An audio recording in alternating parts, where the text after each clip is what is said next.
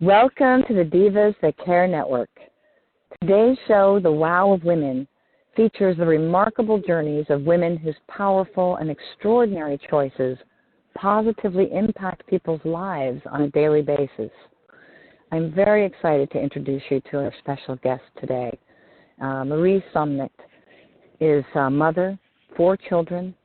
She's a grandmother of 3. She's an author, an entrepreneur, an educator, a runner, and a mother who survived and continues to thrive beyond the unexpected loss of her daughter, Julia. Through her mission, Marie is an advocate for drug prevention, mental illness awareness, and assisting bereaved parents on their journey toward healing. Marie, it is just wonderful to have you on the show today. Thank you so much for joining us. Oh, you're so welcome. I sure appreciate the opportunity, Amy. Well, you have quite a story, and I think it will touch a lot of people's hearts.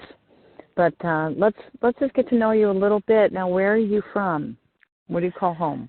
Well, born and raised in Appleton, Wisconsin, but I am now residing in Green Bay. Oh, that's great. Okay, well, that's a wonderful place to raise children, too, which you did quite a lot of. Yes, for sure. And so, what is your profession? So, as you mentioned in my introduction, kind of, I guess you could say, jack of all trades. But I mean, ultimately, I did go to college to be an educator, working mostly with elementary age children, which I felt at the time, met my gifts and abilities. And today, I would have to say that it was a good choice. Because, as crazy as it can get around kids, right? It's just, every time I walk away from the classroom, it's like, I just think this is where I belong. And it's a privilege to be able to work with kids and impact them. I see them as our future leaders and, people of tomorrow, so that I'm hoping that I can make a difference in their lives. So, yeah, education is my main role, I guess. We're lucky to have you, someone with your heart and your intention to make a difference. I'm sure you do make a big difference for these young people. Thank you. I do my best. Yeah. And you also, I know you have so much going on. You do marathons, which is incredible as a grandmother. Yeah, not so many marathons anymore, but I do still run. Right. Definitely another, as when you're a kid, I did it. It was fun, and I was fast, and I loved competing. I've always been very competitive, Mackenzie blood. But as I've gotten older, it's also been a way to really connect with other people, and including my friends, and of course, just a time for me to get out and reflect, to be out in nature. And to just, it definitely helps my health in general, right, on a daily basis. So. Yeah, and inspiring to others as well, that you've, continued on through all these years. Yeah, I hope so. To it. Yeah, absolutely. Thank you. Yep. And you also have your own home business as an entrepreneur. Is that right? Right. And, I maybe share a little bit more about that also as, when we get into my stories. It's definitely a big part of my story and a part of why I'm today, because it's the business is really more of a mentorship, opportunity or mentorship business with I call it a business opportunity with a business component attached, because it was really the different aspects of the business as far as what we call personal growth habits that really helped to bring change in my life, the change that I needed. Working through my daughter's loss, and so yeah. Yeah, let's talk about that. Let's focus on the cause that's most near and dear to you. What difference are you committed to making for people? Yeah, well, so as you mentioned again in the introduction, I'm a mother of loss, and it was they talk about after someone has lost, trying to create or have a new normal, they call it. And there were years after I lost my daughter, which was actually 10 years ago from this month. But they talk about you having a new normal. And I'll be honest, for the most part, I hated that word normal. How could they call anything, how could they even use the word normal after you lose your child? And so really it's a new life. There's no sense of normalcy since you lose a child, or, and I can testify to that. My world was literally shaken, and I had to, in a sense, start over. I remember when I went back into the classroom and trying to talk to my students about what had happened, and I thought of a couple analogies, but what one of them was, I said, think about if you got your thumb cut off. Like, that would be like really bad, right? And they said, yeah, it would really, really hurt. And you wouldn't grow your thumb back. Some animals can grow their body parts back, but you wouldn't grow your thumb back. And so I would have to learn to function without it. It would be really hard, and we talked about how hard that would be, but I could do it. I thought that was a good analogy for, what it was like for me to have to learn to live again, where literally I did feel like I lost a piece of myself. And how was I going to go on without a very, obviously a very important piece of my life? I learned that people don't realize, people who have children, women that have children, you love them, and I see young women today with new children, young children saying this, these are my world, this is my world, this is my everything. And I think, that's what children kind of become in your life. But when you actually would lose that child, you don't realize the deep connection that you had with that child. You know what I mean? I mean, you love them, but you don't realize the connection. And I had to experience that, unfortunately, when I lost my daughter, that I literally felt like I lost a piece of myself. Wow. And so as time went on, I would say approximately 5 years or so, just really living in a real state of negativity and despondency. I told myself after I lost my daughter, even in the hours after I lost my daughter, I don't ever want to be a victim. Don't let me be a victim of what has just happened to me.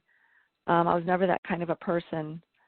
But I didn't know how to get out of that sort of victim mentality, I want to call it.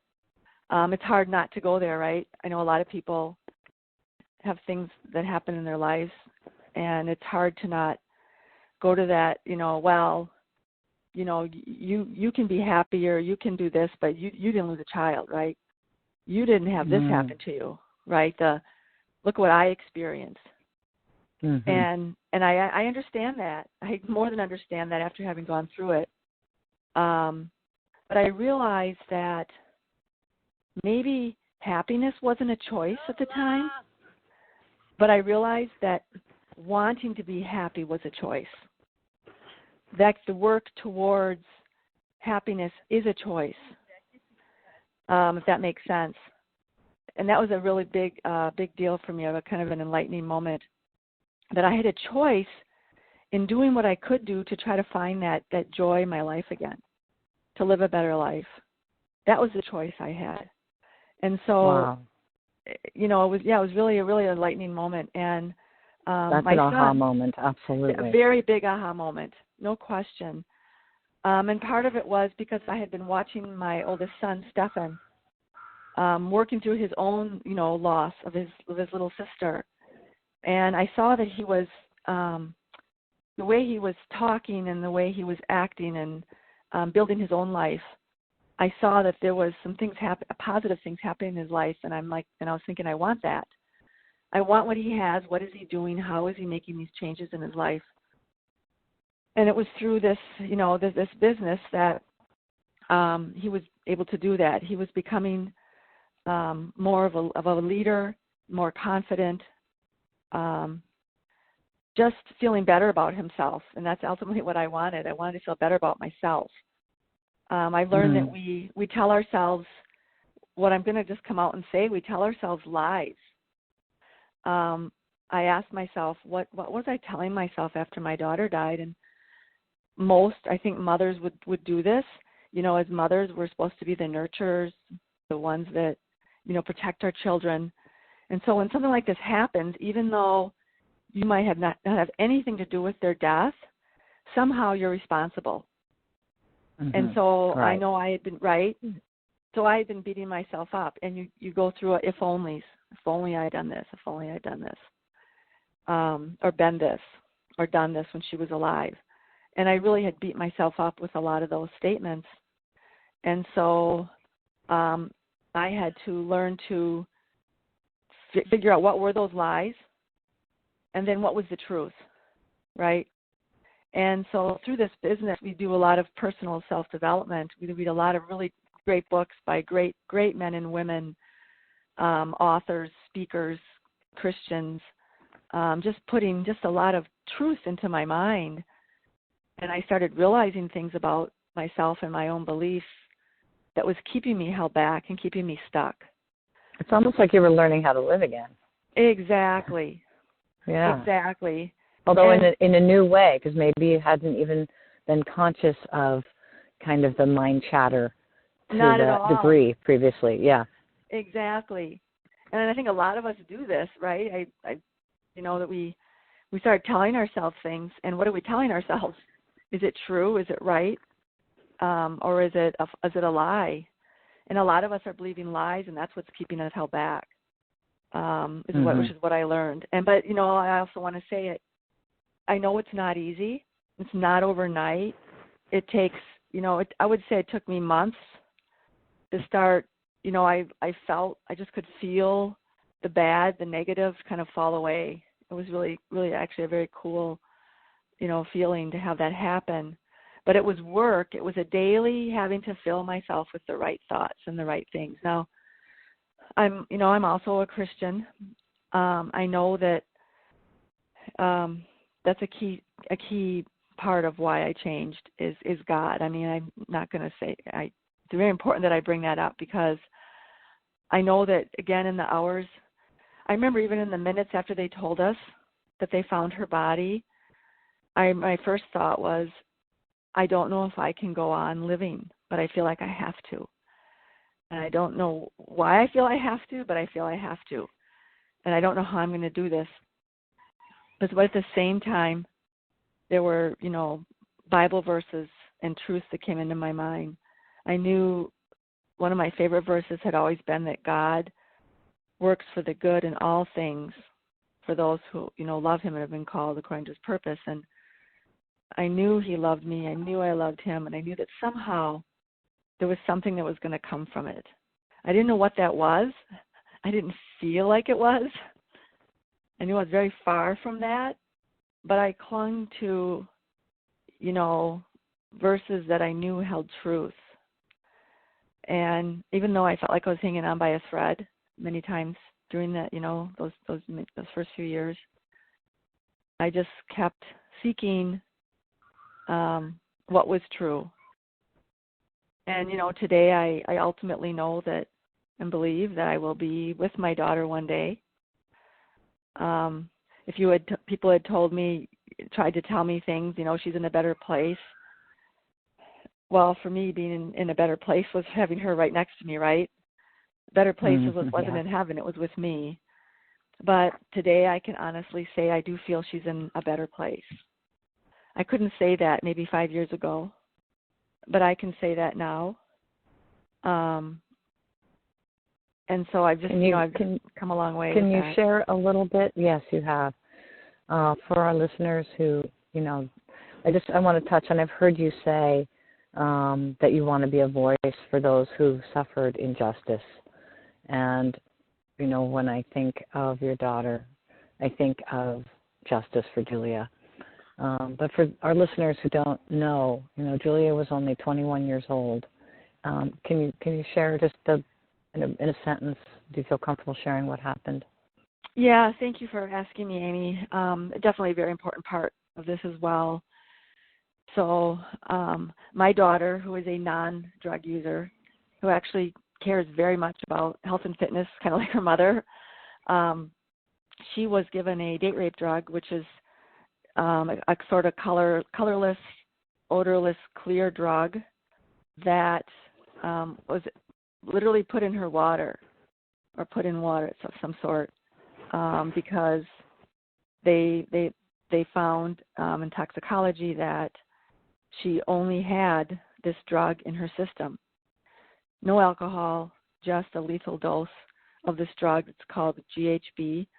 And that the very, very tragic thing about all this was when the police who found her, this was down in Florida, and when the police who found her, they didn't do what's called SOP, or standard operating procedures, which are doing things like collecting garbage, canvassing the scene, talking to any possible suspects.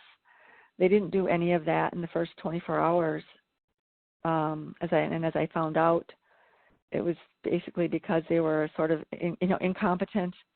I've often used the word corrupt, and I say corrupt because to me corrupt is people who aren't doing what they know they need to do. And so they didn't do those things, and because of that, it was, as time went on, it's very difficult to solve a case or figure out what happened, in a crime scene when you haven't done the things you need to do in those first 24 hours. Yeah, thank you for sharing that, because I know it's not easy to do.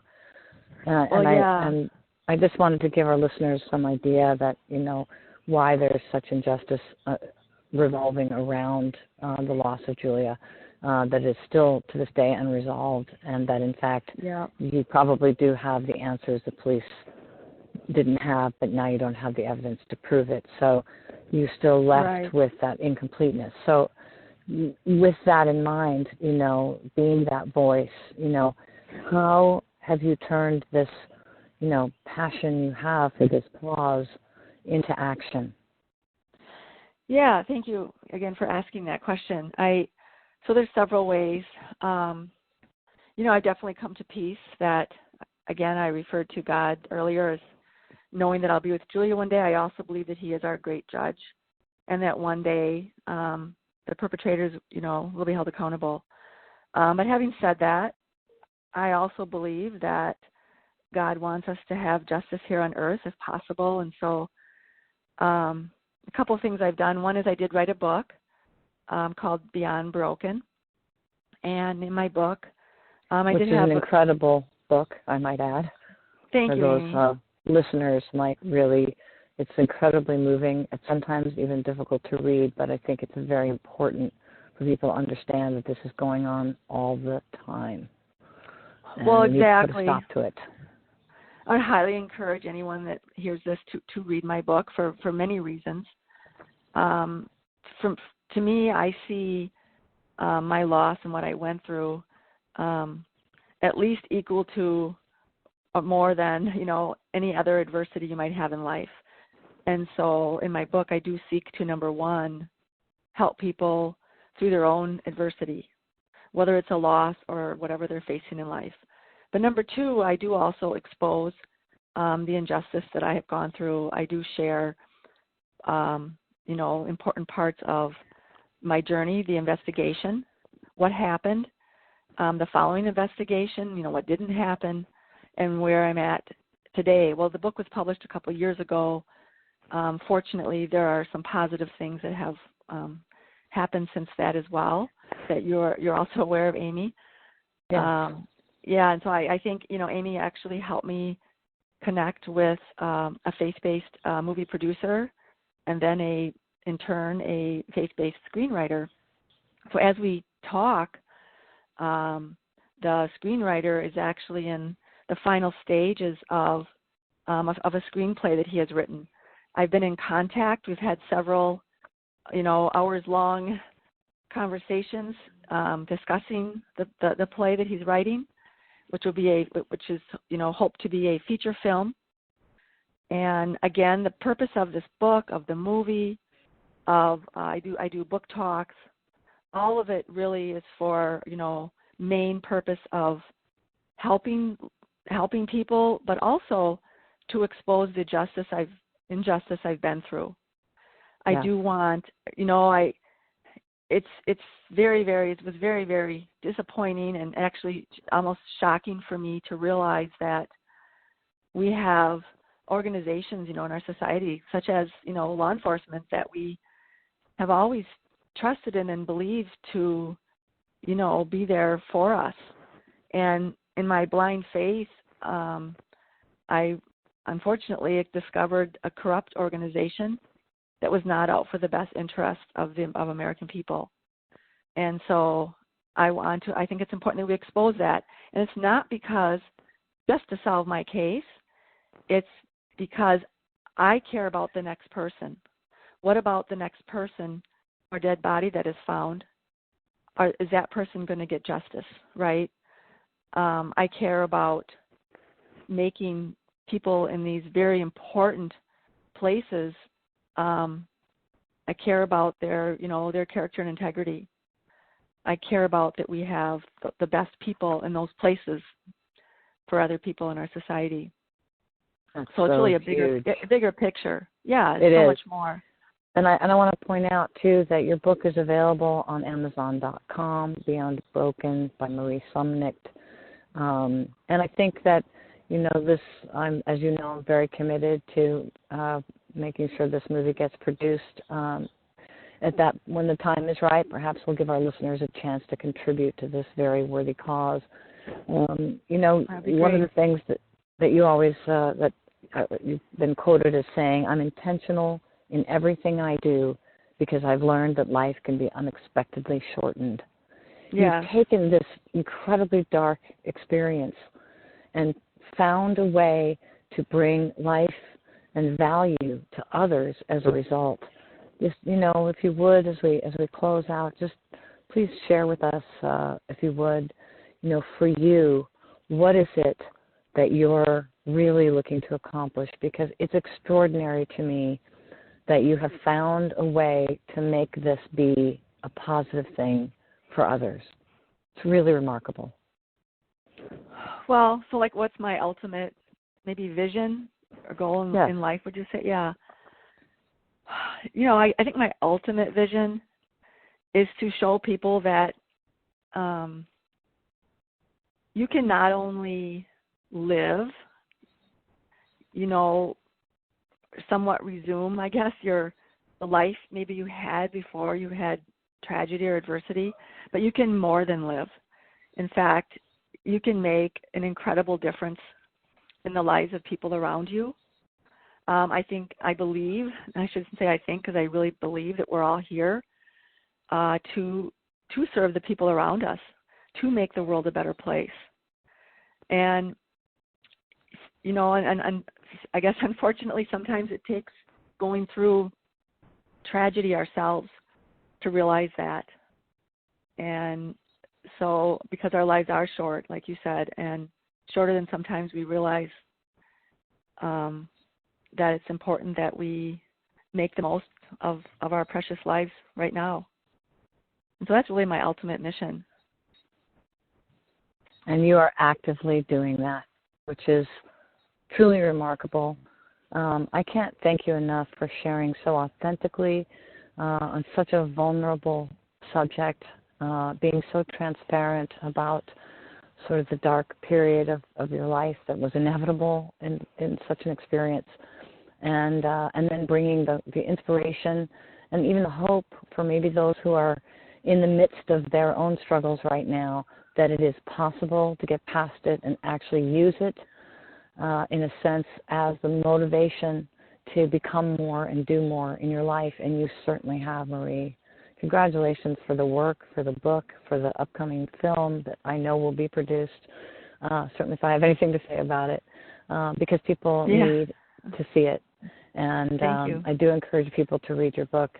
And in the meantime, we'll recommend it to our readers. But I think that even just hearing you speak to this and share your thoughts, I hear that you put value in everything you do. Everything is intentional. And I really acknowledge and applaud you for that. Thank you, Amy. Amy, if there's one more thing I could just add, that I do have a website, www.beyondbroken.net, and so on that website, our listeners can learn more about me, more about my story. There's different links you can click on. One is I started a kind of a blog post as well on there, and people are able to subscribe to a free. It's not always weekly. It's at least once or twice a month. They'll get a sort of a reflection piece from me, where I write to share thoughts and then challenges to help that they can apply to their daily life. So I just wanted to mention that. It's another resource, I guess, or way that I'm trying to help other people. That's wonderful, and I love that there's actually an action piece included to really provoke personal development in people. That's lovely. Thank you. Yeah, thank you so much for taking the time. In closing, I just really want to thank our remarkable guest, Marie Sumnick, author of Beyond Broken. I want to thank all of our listeners, our producer, the founder of Divas, the Care Network, Candace Gish. In honor of how far women have come, Candace redefines the word diva to mean a courageously self-assured woman. Marie is certainly that. The Divas, the Care Network is a community of like-minded people, one that offers women of all walks a platform for sharing their voice in the world. We invite you to join us. Visit divasthatcare.com to hear more inspiring stories and add your voice to the conversation. Thank you, Marie. Thank you, everyone, and goodbye.